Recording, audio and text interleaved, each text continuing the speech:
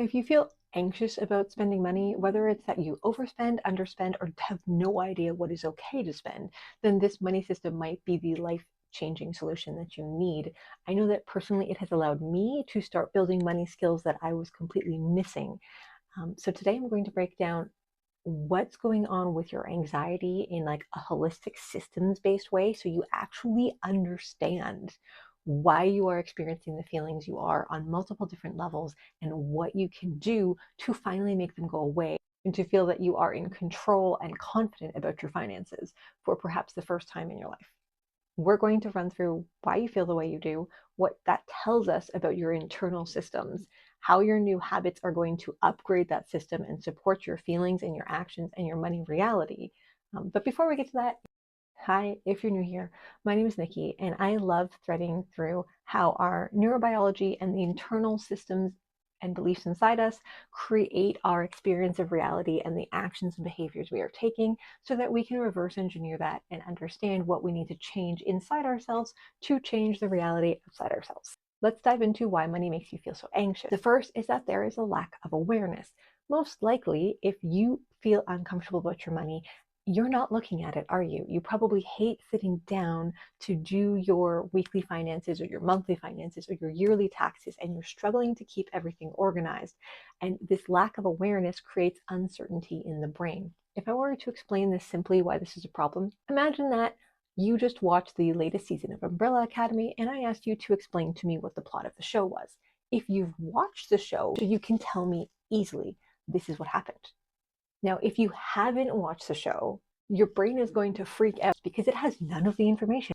And this is what your finances are like. If you are not consciously looking at them and consciously aware of them, your left brain is going to start freaking out because it doesn't have any current information. All it can do is make best guesses off of the past, which are going to make you feel like you did in the past. So there are times in my life where I've had $10,000 in the bank very consistently, but acted like I was completely flat broke because I wasn't paying attention to my money.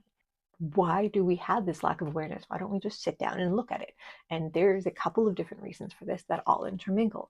One is that you do not have a complete money system and money belief system inside of you.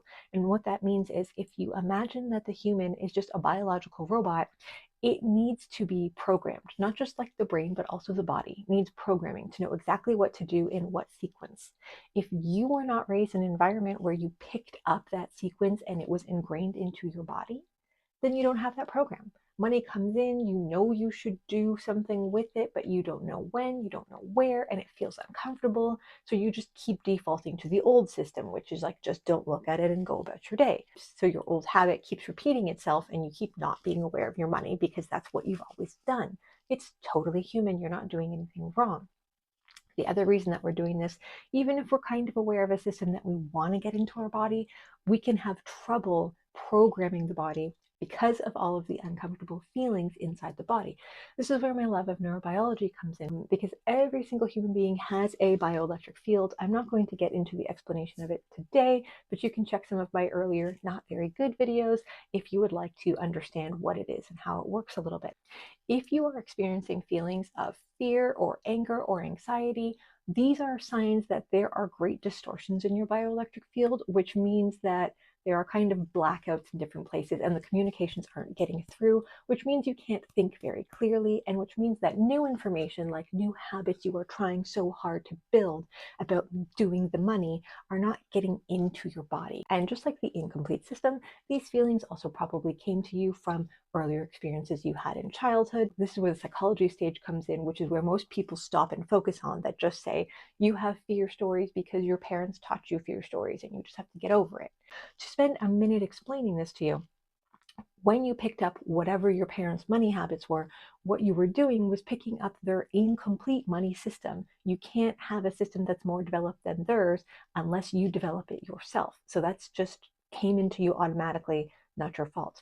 And also, whether or not they had a good money system, if their energetic state of their bioelectric field was the fear or anxiety or anger, something like that, that's very disjointed and fragmented, that feeling, that physical feeling, probably got impressed onto you. So you have that physical feeling stuck inside you that makes it very hard for the information to travel.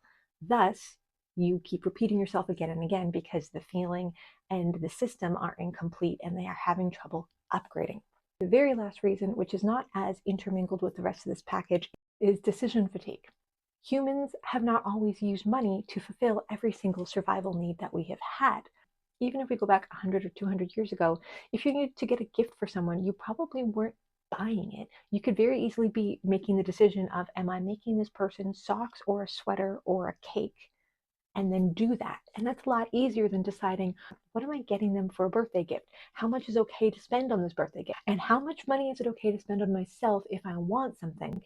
Every single decision is drawing on you mentally. And if you are struggling with anxiety, which may be concurrent with, ADHD or another mental health thing, then you do not have the bandwidth to process all of this information.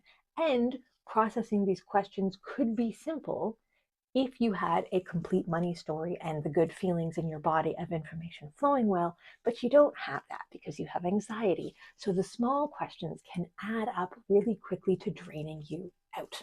Now we're at the point where I'm going to start explaining the money system that I have found that solves all of these problems for me. The cool thing is you can take all of that information, and even if you don't like the system that I'm about to share, you can still take that to go build a better system that works for you and understand what's happening to yourself on multiple levels. And if you have any confusion about how these things interrelate, you are welcome to message me or drop a comment anytime, and I will respond. The money system that I have found life-changing is a percentage-based category money system that I picked up from the book The Secrets of the Millionaire Mind by T. Harv Eker. This is not the same as your traditional money envelope system for a couple of reasons. The first is the fact that everything is percentage-based. It means I never have to ask how much is okay to spend on something because I just know every dollar that I earn. 50% is going to necessities, 10% to education, 10% for giving, 10% for long-term savings, 10% for a financial freedom account, and 10% for play. So right away, I solve my decision-making fatigue because if I have a gift to buy someone, I just look at the account and say, this is the full budget. And then it's also really easy for me to think, in the next month or 2 or 3 months, are there any other purchases I need to make that would come out of the gift account?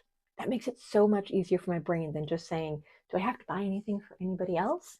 Because I've put an identifying tag onto the situation that this is for gifts and donations.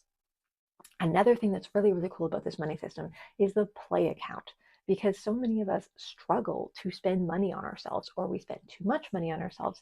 The play account is money that you must spend every single month on things that make you feel wealthy. They are for having positive money experiences because those positive money experiences will help to calm your neurobiology, that fear, a little bit, because you're going to bring them up and have a little positive experience, and that gives your body a couple minutes to start wiring together their information and practicing communicating when the topic of money is on the table, because you're feeling positive about it, so it's going to flow better. And then it goes away, and then you get to do it again and again and again, and it helps make you feel safer and less anxious about money, which is cool. And then the financial freedom account is not my strength. That's the one you'd have to look to T. Harv Eker for. That's the one where we're putting money in that's going into stocks that are going to pay dividends, and we're never going to take that money out, and it's for retirement. Now we just have to tackle the fact that you still have a lack of awareness and an incomplete money system inside yourself. Knowing about the category system is not enough. We have to know how we're going to implement it. So the way I did it is I built a spreadsheet, which I have now almost fully automated so that other people can use it too.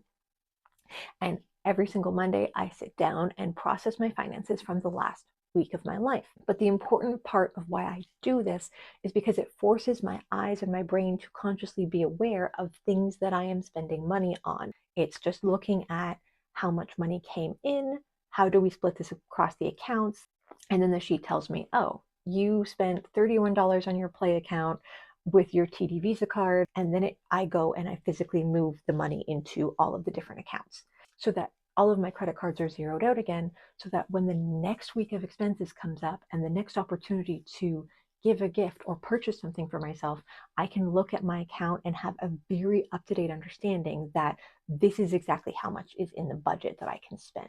And I can make a much more informed, calm, safe decision. If you're interested in learning more about the anti-anxiety automated spreadsheet that I have built for tracking my money in a percentage-based way, then you are welcome to check out another video where I give a walkthrough on the customization details about that.